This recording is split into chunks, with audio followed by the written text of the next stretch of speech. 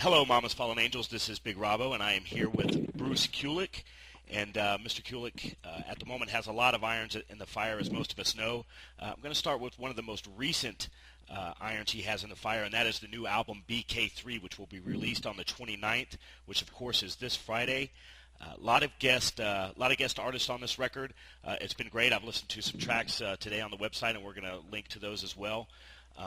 I saw in another interview, Bruce, that you expressed your approach to this record as no compromise. I was wondering if you could tell our readers and listeners a little bit about that no compromise approach that you took on this record and what that means to you. Well, first of all, I just wanted to give you the exact info, since I'm a detail guy, that I know you're basically the internet is worldwide, of course, but the record's released. What's interesting is I licensed the BK3 actually to two different companies, one that covers the rest of the world and one that covers North America. Is that Frontiers at 24? Yep, Frontiers would be the 29th, which would be Friday, yes. And then Rocket Science, which is North America, the U.S., and Canada, is actually they always release on a Tuesday, the American labels. You see what I mean? So it's just a few days apart, but technically, like if you're going to do iTunes or some of the places like in America, like a Best Buy, that more than 600 of the stores are going to carry it, that would be, look for it on the 2nd, not the Friday. Okay, is what I mean. Thanks for clearing that up. And I'm not sure exactly how, with Frontiers controlling so many countries in Europe, I have no clue how they deal with that, but I've been doing a lot of publicity for all that. Right. But getting back to I'm sorry? They're Italian-based, right? Yeah, they're from Italy, but they license with, I'm working a lot with the German promoter because they know Germany is a great market for this. And I've talked to, doing some stuff for Spain tomorrow. And, of course, I've talked to, I spent a whole day on the phone with France. I was very impressed. The first time I've ever done interviews for France, and obviously, some of those German, magazines and internet stuff deal with some of the other countries right around there. So I've done some stuff for Switzerland too, and the UK. I did some radio for the UK. When I said Bruce was busy, I wasn't lying, folks. He's all over the world. Oh, it's been crazy. Classic Rock, I did a big interview for them, and that should be out in sometime probably next month. That's a great magazine too. But getting back to your real question about the compromise thing, I wanted this record to be, really represent a real evolution of, my solo work, and that was going to take, obviously, a real commitment to, maybe more time and money and have that ability of being more critical of it. And I have to give some of that credit, of course, to Jeremy Rubelino, my producer, who, we had a benchmark, and it was more like the Revenge album than Audio Dog or Transformer, if you get what I mean. So that took a lot of, some things had to be done more than once, and the no compromise approach, really, there was a lot of kicking and screaming at times, if you know what I mean. But I really feel like it was worth all the turmoil to make it great and have the result that I have. Yeah, and I've seen several critics have compared it to the Revenge album. You yourself have compared it several times to the Revenge album.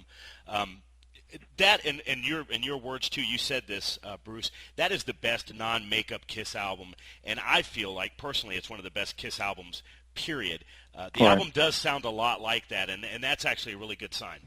Mm-hmm.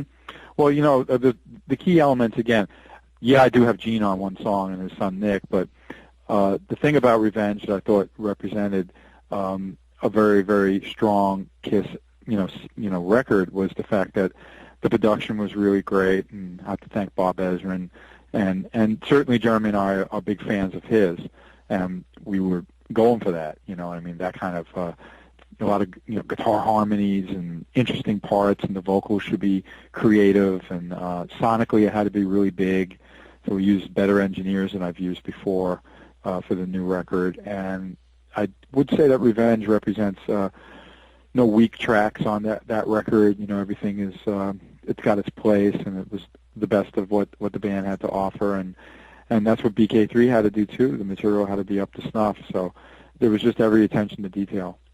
Right. And I wanted to talk about the guest artists. You just mentioned, of course, Gene and Nick. Several folks. He's got several guest artists on here. Eric Singer as well, John Karabi, Tobias Sammet, I hope I'm saying that right, from Ed Guy, which of course is one of the bands that we push a lot around here. Out of all those big movers and shakers in our brand of rock and roll, Bruce, want to talk the most about Nick Simmons. The first single is Hand of the King, and that, of course, is the single that Nick sings on.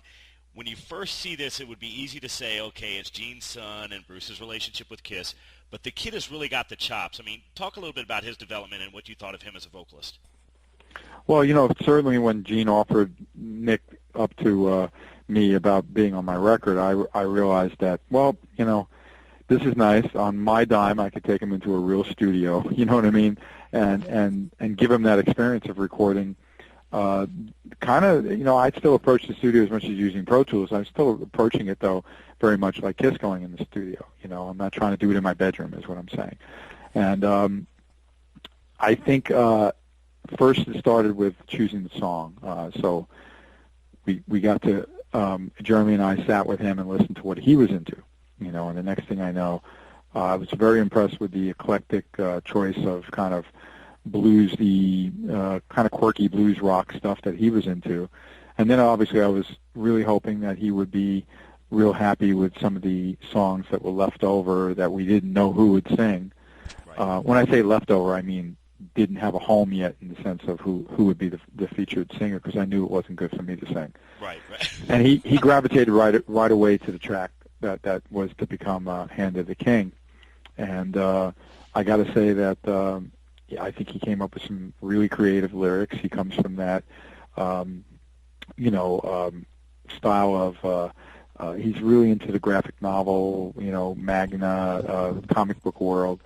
And then, I just think that he created a nice imagery for the lyrics, and then he's got that big blues voice. So I thought it was a real good combination.